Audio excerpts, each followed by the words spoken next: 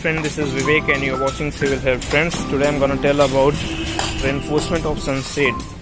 आज हम बात करेंगे छज्जा की रेनफोर्समेंट की, ठीक है, कि जब भी हम छज्जा देते हैं या सनसेट देते हैं किसी भी बिल्डिंग में, ठीक है, तो हमें कैसे उसकी रेनफोर्समेंट करनी चाहिए, रेनफोर्समेंट देते वक्त क्या याद रखना चाहिए, बार्स कैसी होनी चाहिए, है ना, और आपका कैसे कैंटिलीवर प्रोवाइड करना चाहिए, रेनफोर्समेंट आपका टेंशन जोन किधर होगा और आपका कंप्रेशन जोन किधर होगा, तो आप इन बातों का याद रखेंगे, ठीक है। तो मैं आपको दिखाना चाहूँगा कि आप देख सकते हैं कि आपका ये आपकी मेन स्लैब है, ठीक है, this is your main slab and that's your sunset, ठीक। तो फ्रेंड्स, जब भी हम छज्जे की या सनसेट की रेनफोर्समेंट कर रहे होते हैं तो फ्रॉम वेरी बेसिक स्टेप्स हम लोगों को चीज़ें दिमाग में रखनी होती हैं। जब अभी हमें देना होता है कि यहाँ पे अगर हमें सनसेट प्रोवाइड करना है तो उसी हिसाब से हमको उसकी सेंटरिंग और शटरिंग वर्क करना चाहिए। बेसिक स्टेप से शुरू करना चाहिए आपका सेंटरिंग और शटरिंग वर्क, ठीक है।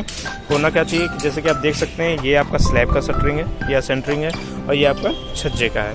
तो इसमें दोनों में अंतर क्या होना चाहिए या इसमें क्या ध्यान में रखना चाहिए हमें कि आपका जो स्लैब का शटरिंग है, ठीक है, या सेंटरिंग है, मान लीजिए इसका स्लैब आपका पड़ने वाला है 6 से 5 इंच या 5 से 6 इंच पड़ने वाला है, ठीक है। तो आपका जो छज्जे का या सनसेट का शटरिंग होगा वहाँ पे आपको क्या करना है कि आपको इसके कंपैरिजन में, ठीक है, जितना इसका मान लीजिए 0 लेवल है तो इससे 1.5 इंच नीचे आप इधर रखेंगे, ठीक है।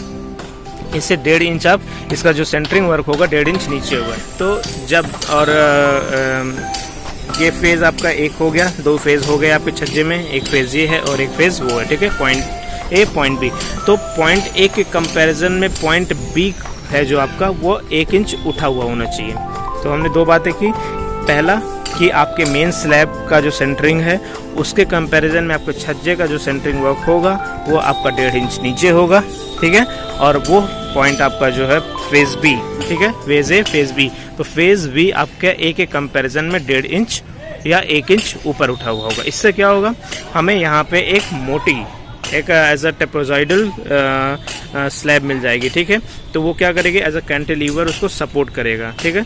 तो यहाँ पे जब आपका यहाँ पे आपका मोटा रहेगा, ठीक, इस पॉइंट पे आपका जो स्लैब है वो मोटा रहेगा और उस पॉइंट जाते जाते पतला हो जाएगा और ऊपर उठा हुआ होगा, तो वो काफ़ी अच्छी स्ट्रेंथ प्रोवाइड करता है छज्जे को। ओके, तो ये पहला स्टेप हो गया। दूसरी बात हम जो याद रखेंगे रेनफोर्समेंट की, तो देख सकते हैं फ्रेंड्स कि यहाँ पे आपका जो रेनफोर्समेंट हुआ तो आपकी जो मेन बार्स आई हैं, ठीक है, मेन बार्स आपकी ये हैं, ठीक, यहाँ पे आपकी मेन बार्स आई हैं, तो ये आपकी देखिए इधर से डायरेक्ट नीचे गई हैं, ठीक है।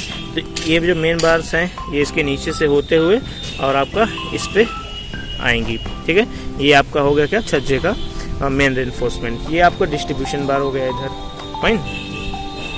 तो आप देख सकते हैं यहाँ पे किया क्या गया है कि मेन रेनफोर्समेंट जो है वो यहाँ पे नीचे दे दिया गया है, सॉरी ऊपर दे दिया गया है, और जो आपका डिस्ट्रीब्यूशन बार है वो नीचे दिया गया है। ये ऐसा नहीं होना चाहिए। अगर आप ये वाली बार जो मेन है, जो ज़्यादा डाया की बार है, उसको नीचे रखेंगे, that will be much better, okay.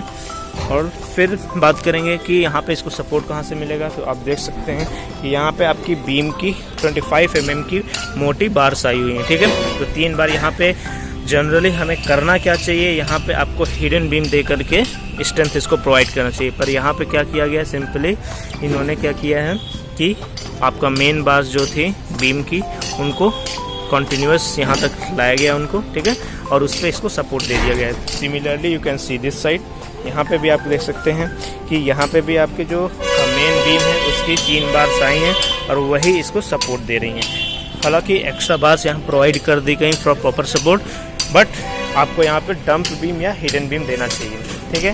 दूसरी बात आप देख सकते हैं कि यहाँ पे जो मेन बार्स हैं, ठीक है, मेन बार्स हैं that is supported in these beams, इस बीम में इसको सपोर्ट दिया गया है, सिमिलरली दैट साइड। फिर बात करेंगे दोस्तों अगली बात जो आपको याद रखनी है कि जब भी आप इसमें सपोर्ट देने के लिए बीम पे देंगे तो यहाँ पे आपको कैंटिलीवर है, तो आपको हमेशा याद रखना चाहिए कैंटिलीवर बीम में जो टेंशन आता है वो ऊपर साइड आता है, ठीक है। स्लैब में क्या होता है कि नीचे साइड आता है, या बीम में क्या होता है जो मेन टेंशन वर्क होता है वो नीचे साइड आता है, पर कैंटिलीवर बीम में आपका जो टेंशन वर्क होता है वो आपका किधर आता है, टेंशन जोन जो होता है वो आपका अबव साइड आता है, ठीक है। तो आपको ऊपर जो है रेनफोर्समेंट अच्छे से प्रोवाइड करनी है as comparison to down portion, ठीक है। ये बात आपको रखनी है। और जब भी दोस्तों हम छज्जे की रेनफोर्समेंट कर रहे होंगे, हमें इस बात का याद रखना है कि हमें हमेशा हमेशा हमेशा हमको डबल रेनफोर्समेंट, ठीक है, डबल रेनफोर्समेंट को प्रोवाइड करना है with proper binding the bars. आप देख सकते हैं यहाँ पे वैसा ही काम किया गया है।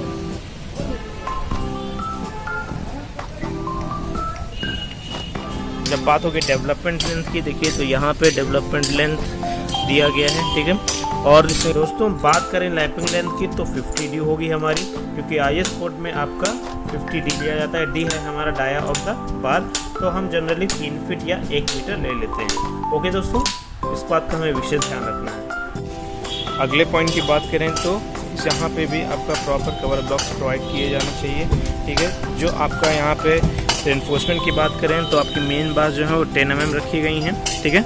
और जो आपकी डिस्ट्रीब्यूशन बार हैं उनको 8 mm रखा गया है, ठीक, विथ प्रॉपर वो लैपिंग लेंथ। अगर कहीं भी लैपिंग लेंथ प्रोवाइड करने की ज़रूरत है तो लगभग कम से कम 2 से 3 फीट लैपिंग लेंथ प्रोवाइड किया जाना चाहिए। आप देख सकते हैं मेन बार के बीच में डिस्टेंस है आपका, वो आपका 100 mm रखा गया है, और जो डिस्ट्रीब्यूशन बार है वहाँ 150 mm तक स्पेसिंग दे दी गई है, ठीक है। तो दोस्तों उम्मीद करता हूँ आपको मेरा वीडियो पसंद आया होगा। अगर पसंद आया तो लाइक करें, सब्सक्राइब करें, अपने दोस्तों के साथ शेयर ज़रूर करें। मिलता हूँ किसी अगले वीडियो में, तब तक के लिए नमस्कार, धन्यवाद।